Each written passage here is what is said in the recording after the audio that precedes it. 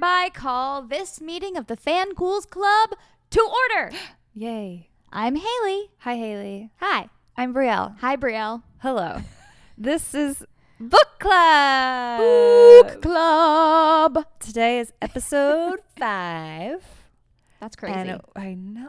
How grown up are we? I know. We are going to discuss chapters 34 through 44 today. Yes. We're deep. Well, no, we're still towards the beginning of. We're not even halfway yet. Not quite halfway through Kingdom of Ash. It's been a tumultuous ride so far. I liked this chunk. Yeah, me too. It was like a whole mini like story just for Aylin and like her. It's like starting from the beginning for her, honestly, like new skin and growing and all. again, like I know, and her realizing that, and then forgetting and thinking she's in a dream, and then the dream, not knowing if Rowan is real, and it's so tough. We just want Aylin back. Like I love it. I love this series. I love this type of stuff, obviously. Yeah. But like some of it, I'm just like, my empath is showing too much. And sometimes I'm like, I don't want to read this anymore. You know, they're all so sad. Look around us. We got a bunch of pink. We got into it for like, ACOTAR certainly has its really sad moments and its struggles and turmoils, and they go through it, but we started this series thinking, oh my god, another like mystical magical land and fairies and queens and kings and there's dragons in this one. I didn't expect it to be so, not to compare it to everything else, but more like Game of Thrones, and just anything could happen to anyone at any moment, and we just have to be along for the ride. I just feel bad. I just like really want to offer them all therapy, and I just can't. Oh yeah. It's just really sad. Oh yeah. Well, they have Irene. She's gonna have a lot of work. I was gonna say she's busy. Kale's gonna be down for a week because she's just gonna be using up all of her power. Oh yeah, I know. God. Okay. Should we get into it? So, do we have any like fangirl? Right, we were gonna start this like a fangirl moment of the week. What did you fangirl over this week? Mine was Big Brother officially started for the summer. Okay, so I'm really excited because I've watched Big Brother my whole life. So exciting. I'm excited. Yay. Big Brother Summer's my favorite. All right, perfect. So mine will be somewhat, because on the flip, my Love Island ended, and it was so sad, and oh my god. And I've watched Love Island every season, UK and US, and this was the best season yet.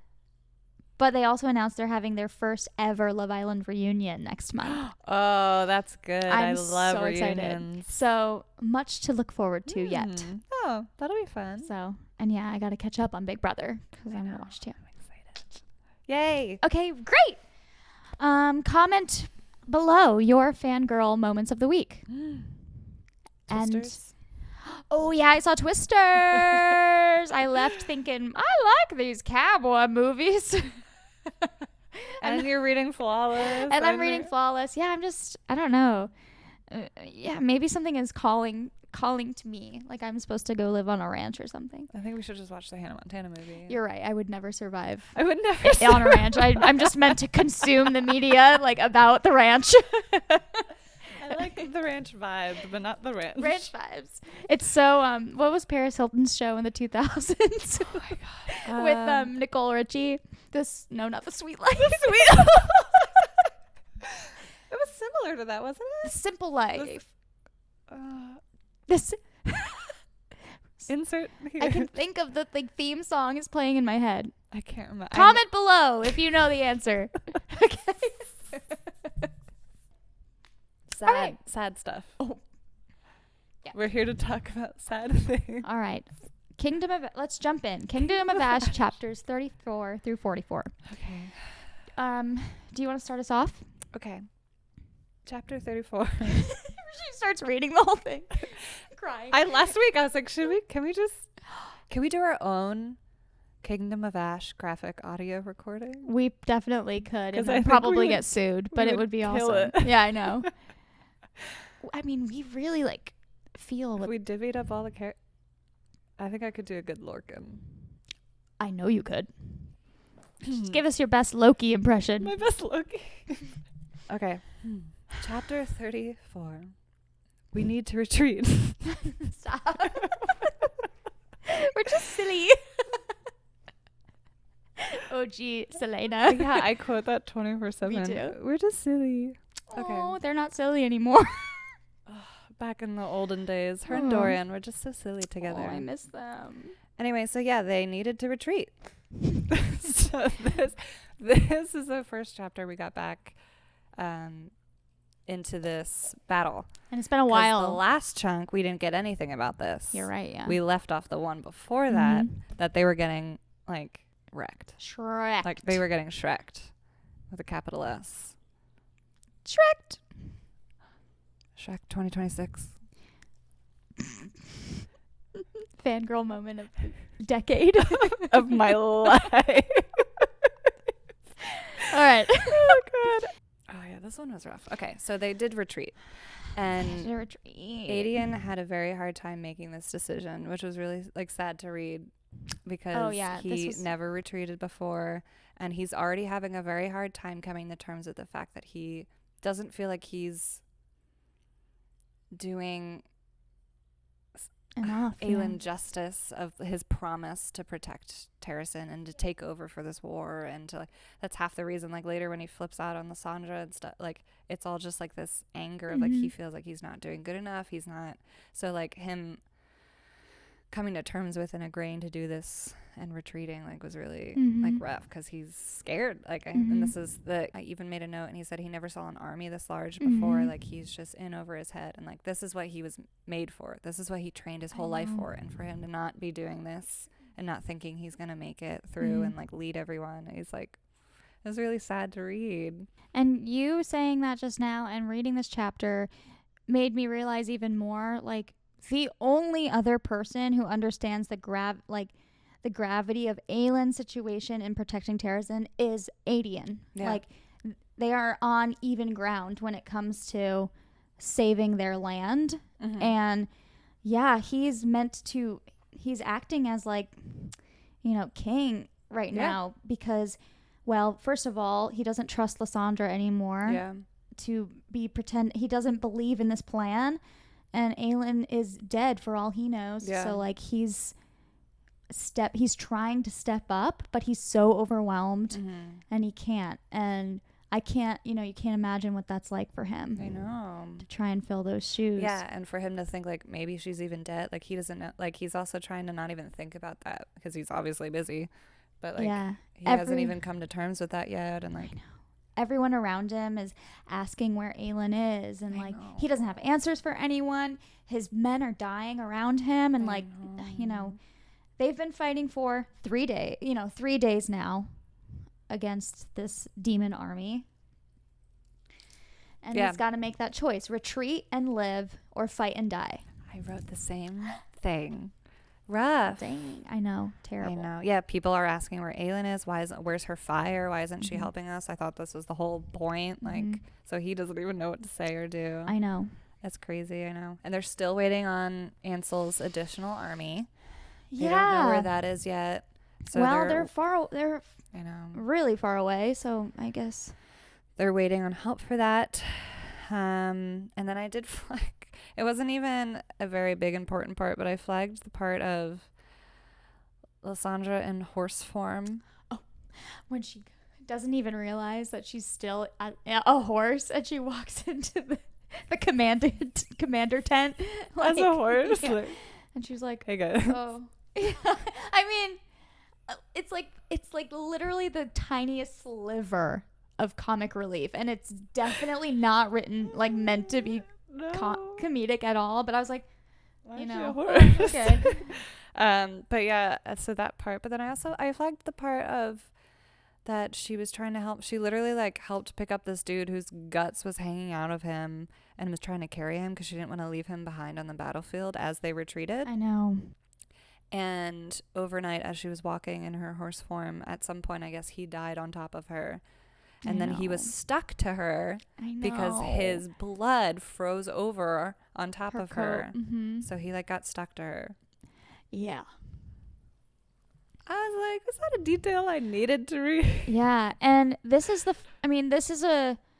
as brutal as all of these descriptions are in this chapter, and you know what's being described around us, it's a really great glimpse into, on one side, Adian has seen war before, and he is trying to grapple with the size of this army and what to do next. Yeah. But think of Lysandra, who has never seen. I mean, she's a courtesan. She's obviously seen the hard times. I mean, she's lived through Aderlin's rule and everything. In a very different way. But she was mostly kept safe by Arobin, you know. Not really, but she's seen battle of a different kind. Mm-hmm. But you know, nothing like this, like men literally dying on top of her having to kill so many herself. I know, like her battling and all these her forms exhausting herself, shifting, but having to like keep going. Otherwise, I mean, it's as it like the way it's described, they can't stop or they will be trampled or killed. It's horrible, and like, I mean, she does a damn good job of like letting us know just how bad it is right now. The two silent assassins helped get warm water and cleaned the blood and the dead body off of her. Yep. And then she even noted, she like kind of said like she didn't even necessarily know if they knew that was a shift, like that it was her as a horse, or if it was just a horse and then they were still helping it. But like she felt, oh God. Yeah.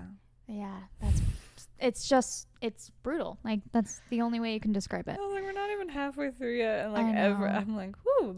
You know, man. Maybe tides will turn at some point. We're about to jump back into another battle. I know, man. In a different place. The end of this chapter was interesting. Their fight. They had Lysandra and Adian finally kind of had a really big blow up. They needed it. Which they needed, but yet Lysandra, I think, out of exhaustion and just pure defeat, couldn't fight back, and she just let him go at her. And she also might have recognized that he might have needed that, like what we were just talking about, of like he's, I think, for the very first time of his life, in over his head. Yeah, and I think she probably just like, she's exhausted and everything, but she also probably was just like, fine, just like. It's not. We all need an outlet. She can't even think about that side of things right now because she's just like so spent. And that is something I wrote down. You know, first of all, her coming in as a horse, and she shifts back and she's naked, and everyone else is like trying to help her, and he's just like barking orders, and they're so in different places right now. Yeah. But also, imagine how great it would be if they were okay and they could actually help each other through this. I know. But you learn at the end of the chapter that really you said it. It's like he is taking the blame. He's taking his own blame out on her. Like he knows, or he thinks that he's making mistakes and that he's failing. But right now he's taking it out on her, which is really tough. Yeah, but she let him rage. Yeah. Aww. I know. Listen. Okay. Yes, everyone's really going through it right now, but really, you know, aside from Aelin, these two, I think, certainly have it the worst at the moment. Yeah. Because all the other ones left these two. Why? I know they needed to find Aelin. Yeah. I know. Yeah. But why did all of the Fae warriors leave the war to go find her and not stay in the battles to like help fight? Knowing how the rescue went, I agree. But I can see, like, when he's going to find her, it's like he knows they might come across Maeve and all her other Fae warriors. So it only made... And they knew their way around. Yeah. But yeah, they couldn't leave, like, one. Maybe leave Alide and Gavriel and then take somebody else. Maybe Dorian should have not gone with the witches. I'm going with that. I mean, listen. He's on his own mission. I'm not mad. That fight was sad. Yeah. But I'm glad they finally had one, you know? It's Me been too. like bickery and ignoring. And it's only far. up from here. I hope so. That's what I want to believe. Okay. Any other thoughts on chapter 34? Just sadness. Yep, sadness and dread and I don't do sad. Anyway. Chapter 35. Yes. We are back with our queen, Aelin, Rowan, Lorcan, Gavriel, and Alide. What a gang. Yeah, a true gang of misfits. Well, they all are, but they all kind of hate each other right now. I know. It's a little awkward, mostly because no one knows how to proceed around Aelin right now. Rightfully so. She was just rescued. They just escaped Dornell, and they're all sort of. They know she's not herself, but yet they're still following her because I don't think anyone else had a plan really after rescuing her. You couldn't have I think helped they were just, her a little bit. So they're like, okay, so now what, Mom? So she said, "Oh, she's following the little folk right now," and so they've led her. They've already been in the cave. They led them to this cave so they could rest, and Aelin's just sort of like lying awake in the cave, looking at her companions like, is this a dream? Like, she's convinced that she's still in a dream. She doesn't Maeve trust put her it. here. Yeah, she doesn't trust her surroundings. She thinks she's going to wake up at any moment and Cairn is going to be there to torture her. But she did sleep, and her magic is sort of like roiling inside of her, like it wants to be let out, and she's like, no, not yet. Is that because she doesn't want to hurt anyone? She Probably. She doesn't want to fully release it because she's like she doesn't. She might not they're have all the control near. that she used to or usually does. She thinks she's in a dream state right now. And Fenris won't leave her side. And Fenris is sleeping like at her back, like keeping her warm. But then she does sort of like get up and go towards Rowan. And there's like a lot of hope here in this chapter because I was afraid, and I think this is sort of like a mini relationship trope in some stories, like where trauma happens and the partner doesn't like remember or doesn't trust the partner anymore and kind of have to start from scratch. But it does seem like Aelin is still aware who Rowan is, and it seems she wants to be near him, and they're sort of like exchanging they're like communicating through their power. Like he's like letting out a little bit of wind to like let her know he's there because she can't really like form any words right now. Then she needs a bath, and so she goes into the water, and he ends up telling her that the collar was not real, that the collar that Maeve went out to get. I cannot find it. I'm like trying so. First of all, he confirms Cairn is dead. He said that he cut off his head and burned the rest, is what he said. That was my hope last week. So we got confirmation. Part of me is like, I still didn't see it. So I don't know. Maeve could have found him and put him back together, but who knows? Screwed his the head healers, back on. Did all that with Aelin. So then he tells her that the collar was a trap for Maeve, and she does end up going underwater and like unleashing a bunch of power. She comes up, and it appears that the little folk are going to give him a boat. None of them want to trust it, but she's like, no, it's okay. And they're all going to get on this boat, and they're going to travel through these mysterious caves to eventually get out to the sea. Coast. Yeah, to the coast and the sea. And I think the little folk interest me. They're so cute. Yeah, they're so mysterious and cute and helpful so far. Because. Oh, yeah. Is that in this chapter? Yeah. Yes. They also find her crown. Queen Mab. Queen Mab's crown. And then they give it to her. And she's like, oh, yeah. Thought it was lost. She's like, thanks. And like puts it in a pocket. Okay. And everyone's like stunned. They're like, wait. Yeah, because like, oh wait, that means she's their queen too, and that's why all along they've always helped her. Yep. Which is, and she gives them, she does that thing where she gives them a little bow, and they all like bow back to her. We haven't seen this since Heir of Fire, because they haven't been in this neck of the woods since then. Well, yeah, because in that book we didn't know why they helped her. No, like why they only tried to like communicate with her, but now we know. Yay! First of all, it was just the quote of like when she went over to Rowan to like wake him up because she just wanted to like say hi. Yeah. And he's, oh my god, is that his eyes opened, meeting hers as if he'd known where to find her even in sleep. Literally. So sweet. Yeah, and then the confirmation of Karn's death and what Rowan actually did to him, because last week I complained that we didn't get any satisfaction. I know. So I'm glad. He also said why he did it the way that he did. Of that, he said, "You once said to me, if you back in Mistward, if threaten anyone to whip me again, I'll skin you alive." Yep. And he was like, "So, I did the honors, and that's how I killed him." Yeah, I returned the favor. Romantic. Yeah, I did it for you. Sorry, I couldn't let you do it yourself. Like for yourself. But he was like, "I couldn't risk you getting near him. Like I wouldn't." And then he said, "Can I hold you?" I know, it's all very. He's being so gentle and sweet, and he like. Yeah. Yeah, and then he specifically said 2 months, 3 days, 7 hours. Is how long she was with Maeve. Yeah, he really just.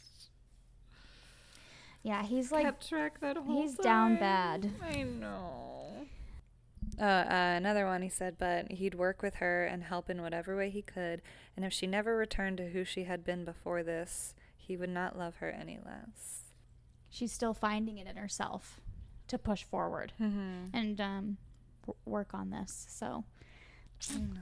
It's beautiful. Yeah, she's even like, you guys like should have stayed at Terrason. Like, they need you. They needed you there. And he was just like, I need you more. Yeah. She's like, but I do. It's also like, listen to your queen. But, okay.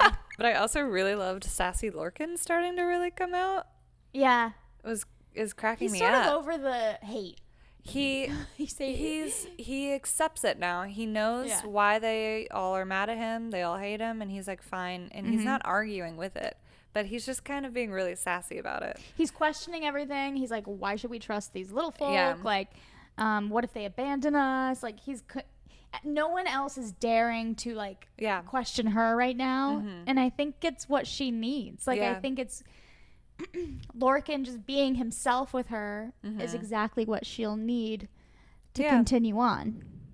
And I think it's part of the reason why things happen later on. Yeah, I think so. And I just kind of feel bad because they're like making such a point of like Allied and Fenris specifically like sit as far away from him as possible everywhere they are. It's so mean. They're not talking to him. They're just mean girls. They're just so, everyone's getting so pissed off at him. I know. Anything else in that chapter? No, we're like, oh, she's the queen of the little folk. She's Mab's heir as well as Brannon's. And they're gonna get on this boat and sail through this creepy, mysterious passageway. Great. It's gonna be fun. They're like, let's have a great time in this cave river. Oh, and we're still going with them anyway, so yeah, I think we've got them for a few chapters. Yeah, they're just still in the dark cave. Yep. It's been a few days, I think, already, and Aelin hasn't spoken at all. So they're all kind of just like not speaking either in this like they dark don't want to make her uncomfortable, but they literally can't even see anything. This is when Aelin is starting to really realize and understand that means Dorian is moving forward with his plan to take over and sacrifice. He's going to sacrifice himself. Yeah, she's like, well, if he's trying to go to Morath. Yeah, gonna eat her up. It's gonna eat her up, but I hate. Like, she was also like, I have to kind of accept it if that's the fastest way. Anyway, I know. I'm like, damn. She's like, well, better him than me. No, not for me, Aelin, not for me. Oh, but her whole little moment of like self-reflection of like she needs to find her way back to herself. Yeah. So she came to the acceptance that she's just going to start faking it till she makes it, pretty much. She's like, I have to find my swagger.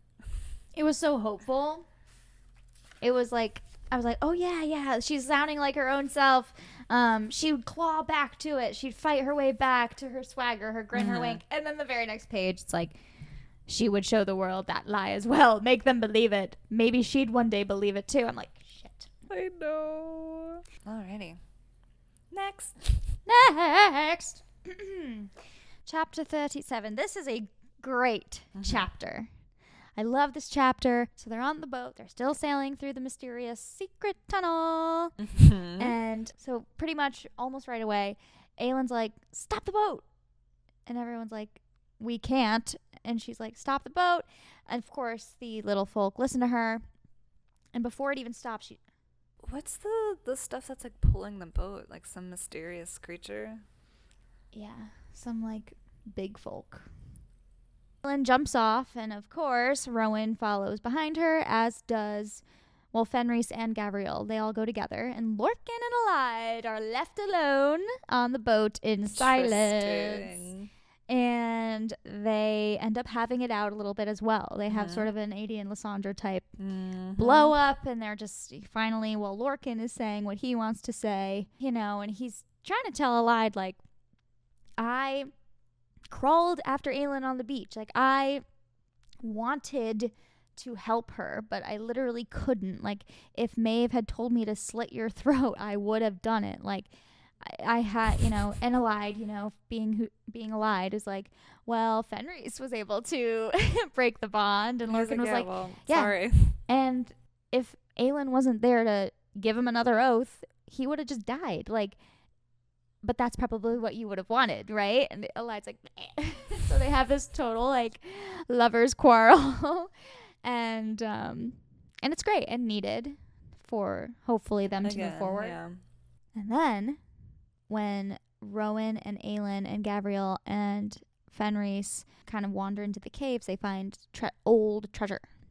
And Aylin immediately like kind of snaps into her old self a little bit and is like, well, I notice y'all don't have any money, so we're gonna have to like hunt for some. And you know, Rowan of course is like, oh my god, it's like she's her old self again. She's so smart. But we know now that she's, you know, trying her best and she kind did of pretend for other reasons too. I'm seeing like Tinkerbell or something on the ceiling. Never mind. I'm seeing things. What the fuck are you talking about? It's like a shiny thing. You see it? Oh, you know what it is? It might be like from looking at the ring light, like the corner of my... Anyway, it's nothing. Are you losing it? Yes, I am. Have you been in a dark cave for too long? But most importantly, what happens in the cave is Aylin goes off and she finds a couple of rings. And she takes one and she offers one to Rowan. And she's like, I don't know what like Fae customs really are, but... And you can only imagine Rowan is just absolutely beside himself when he gets a ring, and like she's making it clear that like just because, you know, after everything that happened, she still honors this bond between them, even if she's not herself right now. It was beautiful. I know.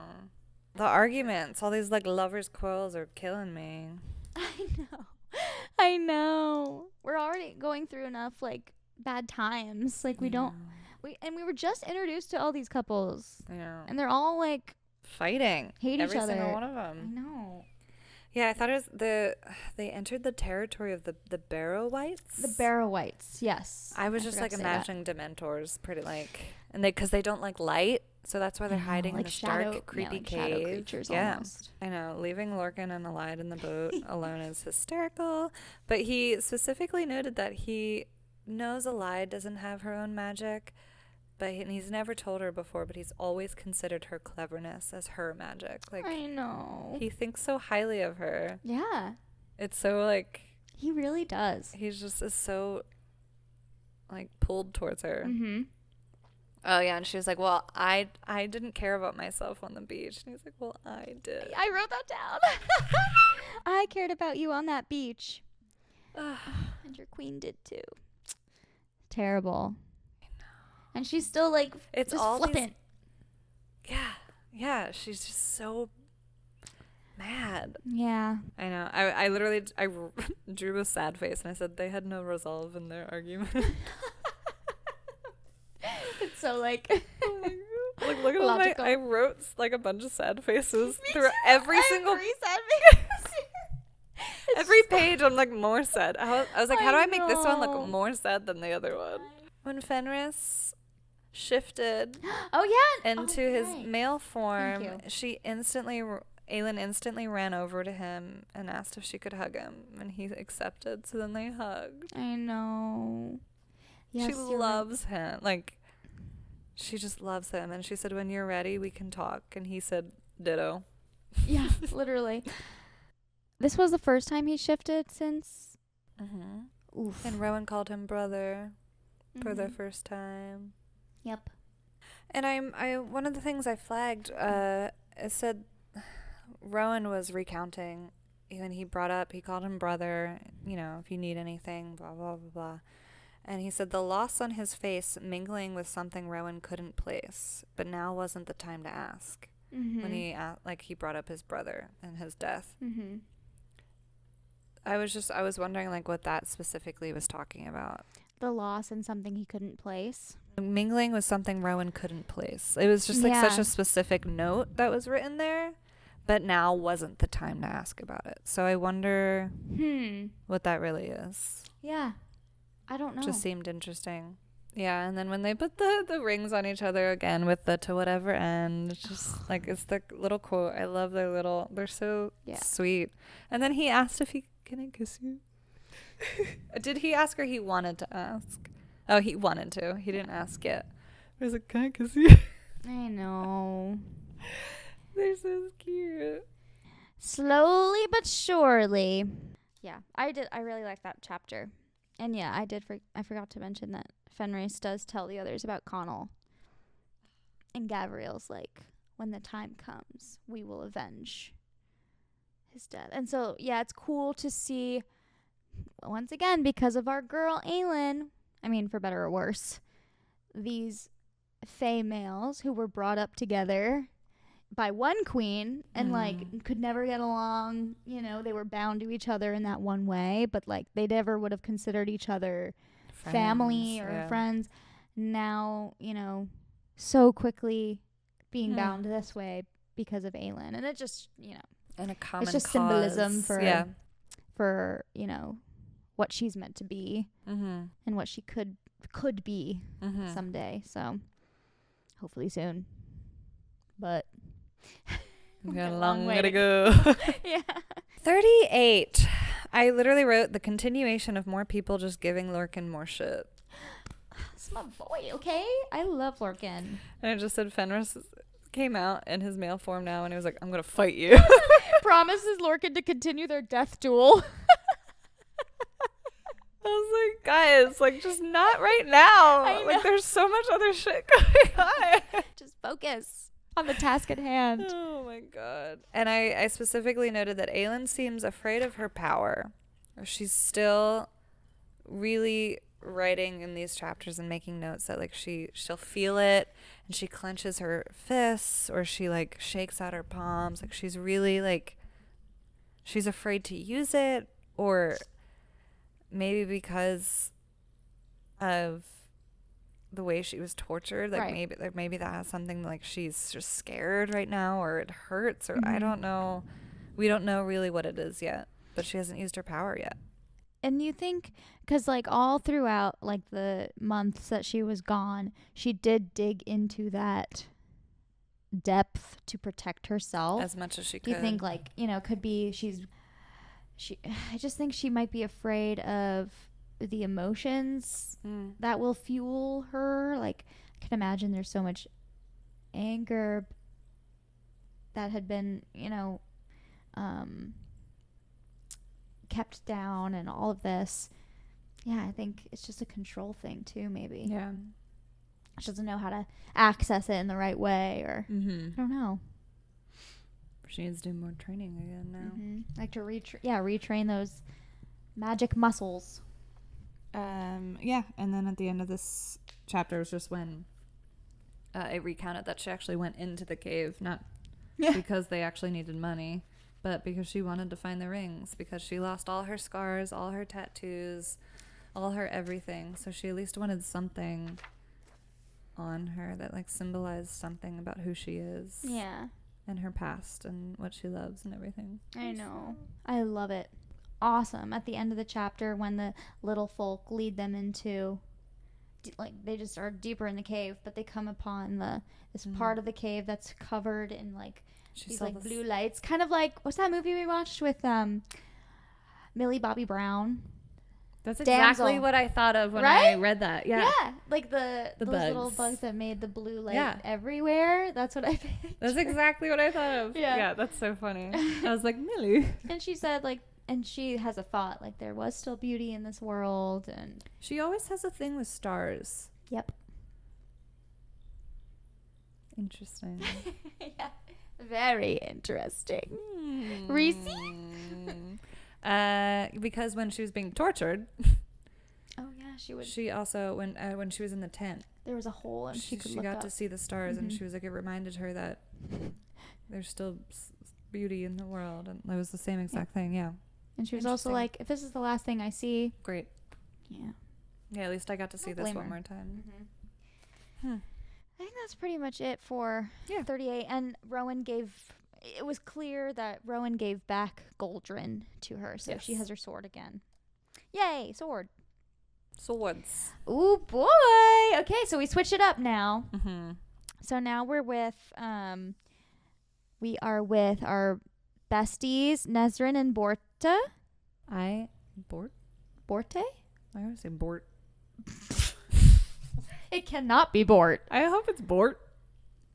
Borta. I'm going to say Borta. Oh. Listen. I love her. Once again, remember weeks ago we were like, we're going to... N and B, besties.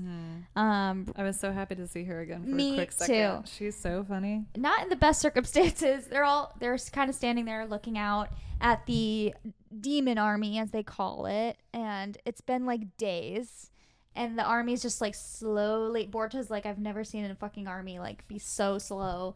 But I mean, it's because they're so big. It's such a big army. They're very big, and it's also strategic because, you know, it's just causing that much more stress on everyone and like anticipation for the battle to begin.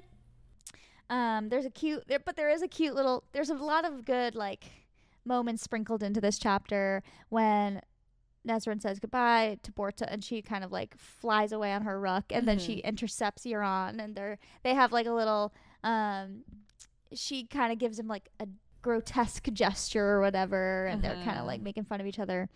And I'm excited I hope that they live, and I hope that, you know, they do end up married and everything, because they're so funny. I love that little side couple. It's fun. And this is the chapter when the battle is going to begin. The army is close enough to where they can start sounding their like war drums. The bone drums, which are so scary, and you can imagine what those sound like.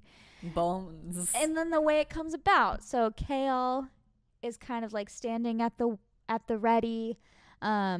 He's convincing himself this isn't the last night he's going to spend with his wife, and he is met by his dad, and they have a conversation, and dad just like drops a bunch of bombs on him before the bone drums start banging away right at the right moment.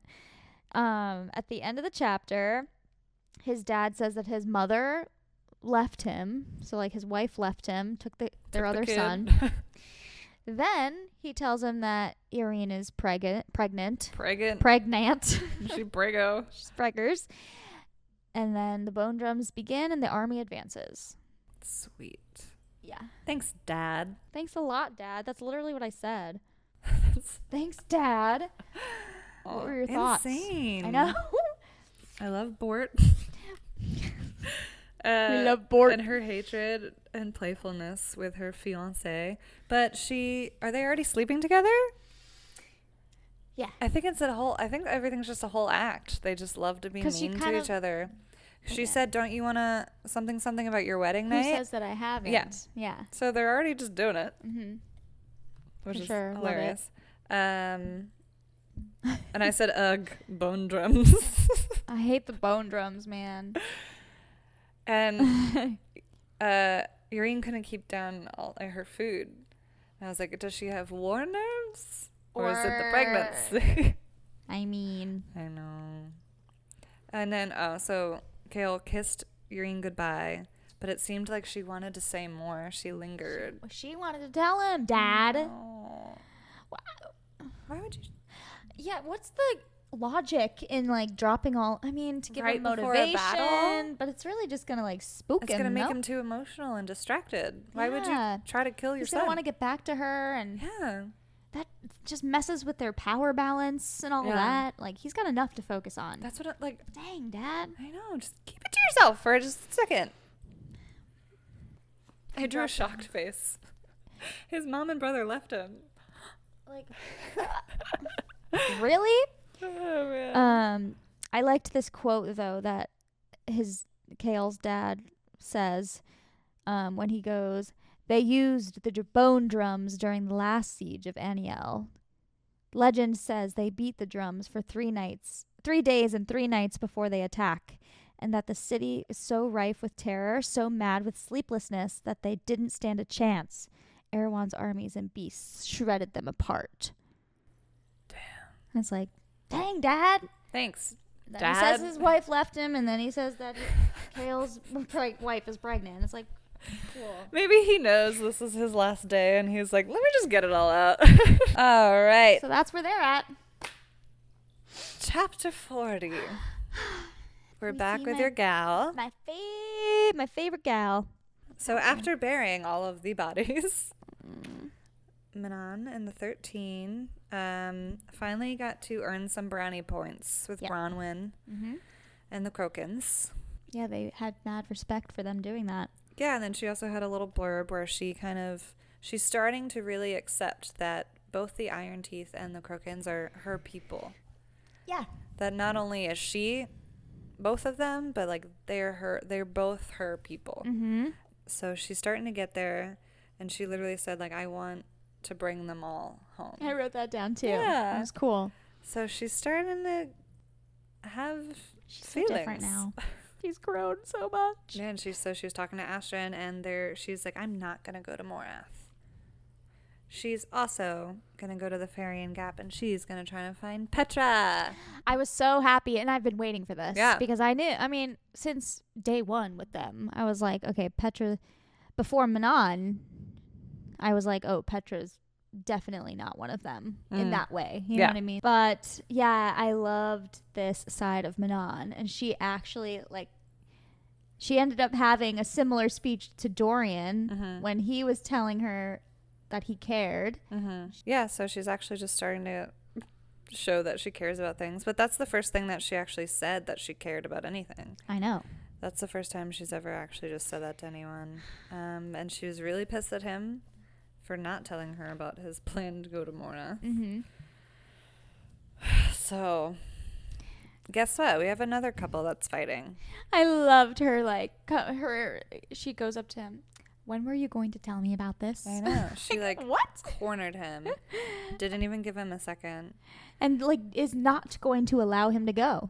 Yeah, so while they're fighting, and he just says, I don't need to prove anything to you, witchling, because she tries to tell him that before his grand idea to try to go to Morath, that he needs to prove that his shifting is good enough. So she brings him in on her plan to go to the Farian Gap, and because she wants to call an audience with Petra and that whole witch crew, and she wants him to test out his shifting abilities. So he says, fine, but you're going to have to go find another tent to sleep in tonight. They're so sassy, and I love it. Yeah, they're all just fighting. My God, every single one of them. The Aelin crew has made it to the coast in Chapter 41. They did it. So they make it through the mystery secret tunnel.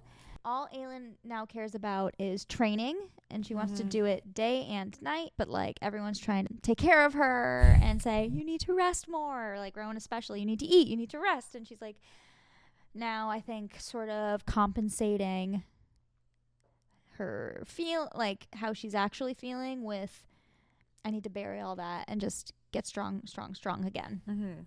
That said, Aelin and Rowan finally get to talk about everything since Maeve captured her, and the fact that now they are mates, and Rowan knows everything about Lyria, and they have a really great like talk through that, and you know, they're both sort of questioning each other almost, like, are you sure like this is actually something you would have wanted? And Rowan is trying to explain in the nicest way possible, because you know he obviously still loved Lyria and he wants to respect her memory, I think, but he's like, you know, I wanted it to be you. Like I knew it was something more than just the what do they call themselves? The Karanam. Yeah, Karanam. And Karanam. Yeah. Magic. Yep. Aelin saying, I had wished that it was true, and I thought, well, could someone have two mates and all of this? And they have that really nice talk, and finally she's opening up again, and they kiss.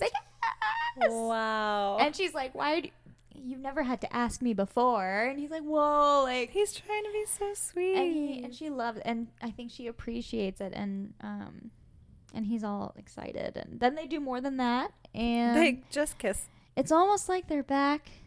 I liked that in the beginning of the chapter. It was just marked that said, it was only a matter of Rowan and Lorcan simply crossing their arms to help us secure a ship. Yep. I just thought that was so funny. Crossing their arms. All they had to do was just like, okay. They're like, oh, yeah, whatever you need. And that Aelin got to finally write a letter to Adian and Lysandra and send it. She doesn't know. Will they ever get it? Yeah, she doesn't know if they'll ever get it, because now that they've docked and have gotten out and gotten to see some other people, they've just learned that everywhere is war. Like, war. It's just war. We don't like the war. So she doesn't know if they'll get the letters or what's going on or who's where and if everyone's alive or what. But it's so tough. Yeah, I just wrote, honestly, this whole page. They're so sweet. But they finally accepted the mating bond. Yep. So I wonder if they're when they're away from each other. What the bond thread thing. Yeah. I know what you mean. The thing we were wondering about at the beginning of the book. Yeah. And she said the male that I fell in love with was you because of what we've both been through. Yep. I know. And he said, all this time I just wanted it to be you. I know. They're so cute. Yeah, I wrote, they reclaimed each other, as in they also bit each other. They needed their little bite marks again. Indeed. Happy for. Well, I mean, yeah, she wants to. She needs marks. And he said that he wanted to tattoo something new on her and him, so to signify their bond and everything. So I love that. Does he have anywhere else to tattoo? I just imagine his entire body. I know. Chapter 42. Loved this chapter. Everyone's still giving Lorcan shit. I know. So, Lorcan, POV, he's admitting that he also would welcome a fight with Fenris. He wouldn't try to kill the wolf, though, because he knows what Fenris has just been through. Not only just what he endured, but that he also just did the impossible by breaking that blood oath. And he's sure Fenris would try to kill him, though, so. Yep. But yeah, sassy Lorcan is like really coming out all of a sudden. Yeah, I'm obsessed. I didn't know if I would like Lorcan or not, really. I didn't have any feelings towards him at all.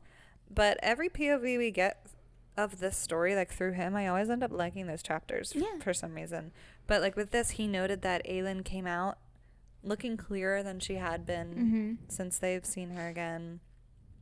He instantly marked the rings and the bite marks. So he was like, okay. He's actually quite thoughtful, you know, insightful. Aelin walks right over to Lorcan and goes, "Are you going to Terrasen to join us in this war?" And he goes, "Well, I'm certainly not going there for the weather." He's so funny. Aelin tells Lorcan that she does not trust him. Mm-hmm. And if he is to stay with them as a crew as the rest of their travels back to Terrasen, and she would not let him through Terrasen because she does not trust him unless he takes her blood oath. Yay! Blood oath. So he was like, "Say what? Like, the hell are you talking about?" And ultimately, I guess we can chit chat about more, but ultimately he decides to take it because of Elide. And he just wants to stay where she is. And she's his first thought when he's like did not hesitate. Well, he's like, hell no. And then he looks at her and he's like, shit. But then I'll never see her again. Yeah. And then after that whole thing happens, she walks over to Elide. Basically in some sassy way, she's like trying to tell Elide that you're welcome. Yeah. And then Aelin tells Elide that she's not going to offer her blood oath to Elide. And Elide gets really sad at first, but then she comes to understand because she's going to need Elide's vote for her to take the throne. The throne. Crown, yeah. So, and it can't be biased if she has that blood oath, so she can't give it to her. It'll risk her integrity. Yeah. Mm-hmm. I literally said, oh my god, Adian's going to be so pissed. I was just thinking everyone but Adian is taking this damn blood oath. But Lorcan wondered why Aelin hasn't offered the blood oath to Gavriel yet. That's got to be because of Adian. Yeah, definitely. Oh, God. Could you imagine if she gave it to Gavriel first? That's what I'm saying. She wouldn't. And he knows that. I mean, but she gave it to everyone else and their mother before Adian. The poor dude, he's going to be so mad. He's going to be so mad. It has made sense, though. And it has been a necessity for everyone. He's just going to be so far. So, yeah. I know. Interesting big chapter. I loved that chapter. Lorcan is bound. Haha. I know. Yes, and she does say, your only order is to defend Terrasen and protect its people. So that's awesome. Yeah, I like that now Fenris can't, the whole argument of Fenris, you can't battle to the death now. Are you going to be okay with that? He was like, fine, we just can't invite him to gatherings. Ew, it's so inner circle, excluding Lucian, okay? I know, they're being mean. That's what I'm saying. I love Lorcan. But I like that she's somehow, by offering them all a different blood oath now, she's kind of curing their blood oath trauma. Yeah. Whereas they all felt this, they hated Maeve, but they all felt this weird emptiness without it anymore. But now that they're getting this other one. Yeah, they've got some purpose again, I guess. And knowing it's for to someone good. Yeah. It's different. The taste is probably different. The vibes are different. Which she asks about later. Yeah, I know. The taste. Yeah. Yay! Yeah. Alrighty. In 43. Chapter 43. Ooh, we're back with Manon and Dorian. And they have made it to the edge of the Therian Gap. And they're going along with Manon's plan. So, and we did not know what the plan was yet. So we are witnessing it as it's happening. So we learned that Dorian is to shapeshift into a guard almost, a wyvern handler of the gap. So Dorian and Nareen are sneaking into the Omega, where Petra and her blue bloods are gathered, and basically Dorian needs to go in there to make sure the matrons are not present, because he knows it'll be a bloodbath if Manon and the 13 try and enter and they're there. But Manon thinks if it's just Petra, she can gain an audience with her. Yeah, and I absolutely loved this imagery of, so they go off and Manon, Dorian notes that Manon just turned away, didn't even watch him leave, she just turned away. And at this point they're kind of in a fight because she made him do this and he kind of wanted to, but he's bitter anyway. But then once he's out of sight, Manon and Abraxas are sitting there because we now know Noreen is Abraxas's mate. And so they're both standing there, like, looking the same, like, kind of, like, frozen in wait for their people, their, lovers to come back to them. And so Dorian and Noreen eventually do, and he says the coast is clear, and then the 13 head into the Omega. And you were right way back when. And I do think Petra still owes Manon the life debt. This was her life debt. And this was it. Yeah, you were right. And so Petra even says, like, my life debt for the audience, like, say your piece and good luck. And Manon just, like, really pours her heart out here, and she gives a great speech. I literally wrote, she's come such a long way. Oh my God, like, she really has. Mm-hmm. It's incredible. I'm hoping that she was able to reach some of them, like, because we don't know how all the other witches think. We just assume that they have that same. Mm-hmm. But Petra feels things, and Astrid had feelings, and so who knows, like, how many of them out there might be swayed by this speech. And she's basically saying, like, I am a Croken and I'm an Iron Teeth, and I've now seen things out in the world that I know could end up uniting us all, and it is possible, and there is hope. I've seen fae warriors and witches and princes and queens, like, come together and fight evil, and here's what it's really like out there right now. And I'm just trying to, like, get us home to the wastes. And she gives a great, like, presidential feeling, like, speech. It's very good, and I was very proud of her. I was so proud of her. I know in the beginning, Noreen didn't want to go in. I know, which is so telling. Like, and all Astrid these little was moments. Really worried about her. Astrid didn't want her to go in, and Astrid told Dorian, like, you need to protect her, and he said that he would guard her with his life. I wrote this down just because I knew you would love it. Of when Manon was like, "You're coming back," and Dorian was like, "Well, would you miss me if I didn't?" Yeah, and she just was like, meh. I know, I'm obsessed with them forever. I think he shifted into, like, a Valg, because he had the black eyes of a Valg and, like, the really, I guess he would have had to. Pale, I guess, like, bluish skin. That's what they are. They're all like that at this point. Yeah, so I wonder if that was weird for him. And I'd imagine. Sad and hard. I liked that Abraxas wasn't with them at first, but he,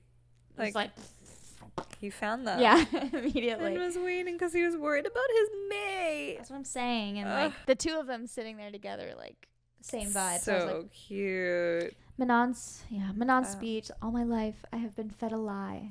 It's like, dang, she's going right in with it. But Astrid came forward, and she showed everyone her unclean scar, and Manon looked around and saw all the 13 cry for her. Yep. Because not all of them knew. Nope.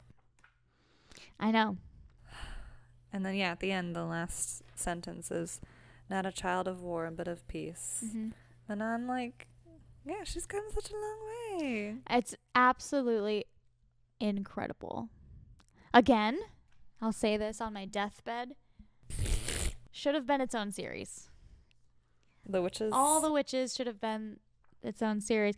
They could have even had their own, like, Assassin's Blade, episode, I was about to say. Like, book. Like, it's a whole series of its own, and it's so good. Anyways. And the last chapter. Chapter 44. We made it. Wow. Aylin's having very sad nightmares. Yeah. And I literally said, not fucking Arobin showing up in the nightmares too. Like, he's got to come back around. I know. We'd forgotten about that bitch. I know. I'm like, get out of here. You're done. But she finally started training again, but she's already really pushing it. Yep. And Rowan's trying to be accepting and gentle, but he wants to take care of her. And obviously, like, he's like, well, you can't gain muscle if you don't eat anything. So she's like, fine. And I love Elide and Gabrielle. They are so funny and so cute together. They were trying to eat the porridge and it sucked, and they were, like, laughing together. Yep. I think they're cute just because I think neither of them have anyone right now. Yeah. And I think they both are connecting in that way for some reason. Lorcan walks in as well. The innkeeper's scared of Lorcan. Yeah. But that part was interesting because Elida's recalling that while Aylin's also doing all this physical training, she's teaching the whole crew about word marks and blood spells. And Elida's like really kind of went in on it for a little bit. And I was like, is she going to become like cool and witchy now? I love it. Because she noted, she's like, I can't read and write my own language, but I'm going to learn these word marks. Because I think this is the first thing that she's really going to be able to learn and do that like might really help in this war. That's a really good point, yeah. She just seemed really interested in it. So I think that'll be interesting. That's a really good point. And then Aylin and Fenris met up at the inn and are talking. And they're still using their blanks to communicate with each other. And one of the biggest things she noted is that he's not using, well, they haven't referred to it as winnowing in this book yet, but or whatever they'll call it, but she noted he's not using that magic either, where he gets to transport between locations, teleport in some sort of way. Yeah. But same as how Aylin's not using her magic either. So I just thought it was interesting that she's realizing he's also not. So I wonder what that is. And then she asked him, when you took Maeve's blood oath, what did her blood taste like? And he was like, why? Blah, blah, blah, blah. Kind of told her. But it's just bringing up to us that she's still thinking about that. And I think she's going to put it together that she's Valg too. That Maeve is Valg, yeah. So interesting. And then we left off with, we don't know what's in the sky. But I think I know. What do you think it is? It can only be two things. Let's say it at the same time. 3, 2, 1. Rock. That's three things: an Ilkin, wyvern, or a rock. Oh. Only because they're just based on where they are. They're close enough on the coast. I think the wyverns are closer now. Oh, really? So you think it's a wyvern? Because the wyvern. Let me get the map out. The Krokans are closer to where Kale is right now, because they're both eventually going to meet up near the Ferrying Gap, right? Boom, boom, boom, boom, boom, boom. But are they on opposite sides? Probably. Here's the Omega. Aniel. I don't know. I can't read the map. I know, the map's very confusing. I think they're on opposite sides, though. Like the. Who would it be on a rook? Someone preparing for battle. I don't know who's in this guy. Yeah, I'm or so it's excited. Or it's a wyvern, and that's gonna prompt them to run after wherever that trouble is. I did have a question though. I don't know if you would know or if you had any thoughts of. Fenris asked Aylin, "Do you want me to tell you about it?" And it said he didn't mean about his brother. She shook her head and said, "I know enough." I don't. What did he mean by he didn't mean his brother? I don't know. I'm missing that. Yeah. Yeah. If you know what Fenris is talking about or hinting at, comment below. The only thing I noted other than what you said was, that Fenris is noting that Aylin is planning to kill Maeve for sure. I think she wants that one. But then she's like, unless you want to do it, kind of thing. So maybe it's something they can do together. She's just so giving. Yeah, exactly. Fangirl questions. It's time for the Fan Ghouls questions of the week. Wop, wop, wop. Who was your fangirl pick of the week? Your MVC. I had to think a little harder on this one because there was a couple options that I was stuck between. I'm holding off on saying Aylin yet because I know we're going to get some badass good Aylin stuff later, and I'm probably going to want to choose her all the time. I know. So I chose Rowan. Honestly, I just think he deserves a shout out. Yeah. Being the one of not only leading, getting her back and saving her, but he killed Karn. But Karn? Just that he's being so gentle with her, and but he and I just kind of feel bad that he wants to hug her, he wants to love her, kiss her, and he's just but he's like, can I hug you? Can I kiss you? Can I I just feel bad for the guy. He's been through a lot. He has.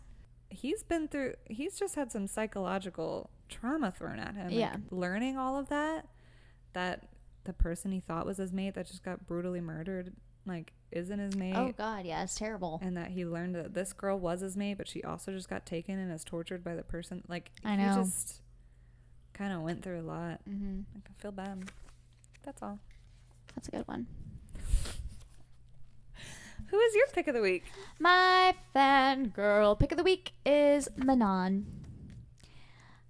My girl Manon, like we were talking about, I think that she has come so far, and she finally admits some of those feelings in these last couple of chapters. She sort of pivots her plan a little bit, whether she meant to all along or not, to, after spending all that time burying all these Crokins, to leaving the Crokins, who are sort of starting to side with her, in order to try and go sway Petra and her Blue Bloods, which is obviously not going to be easy.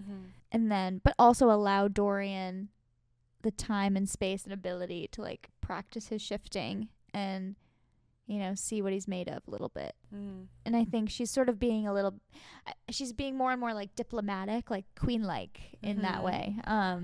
She's thinking of others. She's thinking of others. So there's just been so much growth, and I'm very proud of her. What is your ghoulish gripe of the week? Petra is my ghoulish gripe of the week. Petra? Yeah, Petra. Because, okay, I'm grateful that she allowed them to come into the Omega and let Manon speak. But, like, after that glorious, thoughtful, queen-like speech, we just got sort of like a... Well, Manon flew off really fast.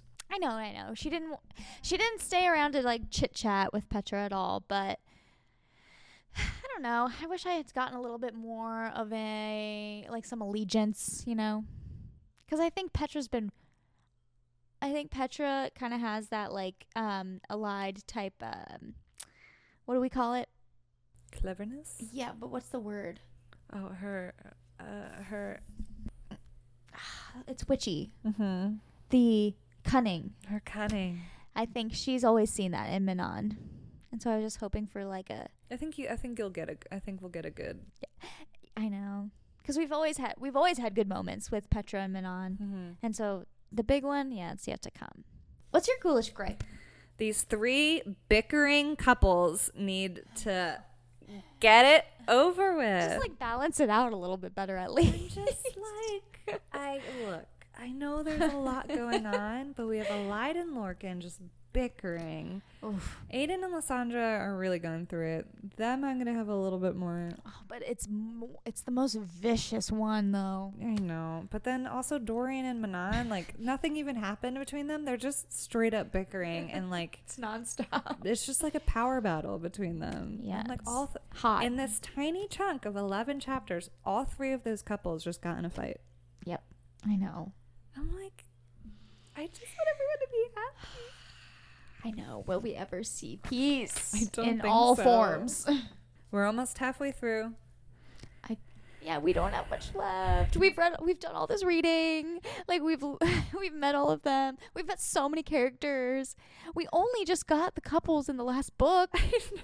And now they all hate each other. It's just whiplash. Yeah, and then the only 2 couples that are, like, actually happy, we don't get anything of them. Where's Sartak? Like, week 5 of asking, where the fuck is Sartak? It's like the continuous ghoulish gripe is, where is Sartak? Yeah, that's no matter what my top one, but I know I can't write that every week. So you can't give us what you gave us in Empire of Storms and then just, like, drop him. Come on. Where is he? What's your fangirl fantasy? What did I write? My fangirl fantasy. Oh, this one's long. Oh, I said, I can't wait to find out what's flying in the sky. But I'm excited for the end of this battle that we are about to jump into in this next chunk. I'm excited about. Because I just want Kale and Irene to meet up again now that he knows she's pregnant. I know. And I want to see that moment. It's going to be so cute and precious. And I just feel like we're going to get a really badass, like, Irene moment in this second half of the book. Now that we are going to get, like badass mama Irene. Yeah. You know what I mean? Mm-hmm. I feel like there's going to be a good moment later of her, because now she's not trying to protect this world anymore. She's trying to protect the future world that her child is coming into. Yeah. And it's gonna be like her. a whole other like I'm excited to see that. We've only seen a glimpse of her power, so it'll be really cool. Yeah. Agreed. Cool. Love it. What is yours? My fangirl fantasy is short. It says Aelin reunites with KO. Aww. Because I immediately thought that was a rook that Rowan saw in the sky. I don't know why. I think maybe I thought geographically they were close. I never think geographically. I was kind of like looking at the map and I was like, and I thought they were close enough. I hope it is. And so I was like, okay, that's a rook. I immediately thought that, and so I wrote down like that's what I hope. I think. Yeah, I'm so excited for any of those. Me too. Because then we get hopefully the Aelin and Irene reunion, and it's Kale just like and Dorian. Hopefully. They miss each other so much. I know. But we get a good grouping of them. Nezrin and Aelin. I mean, we get so many of them in one. If what I think is true is true. So. Okay. So what do we got next? 45, 55? So yes, for next week, we will be reading chapters 45 through 55. All right, we'll see you guys next week. This excuse me. This meeting of the Fan Ghouls Club is adjourned. Whoa, that was a good one. I like that one.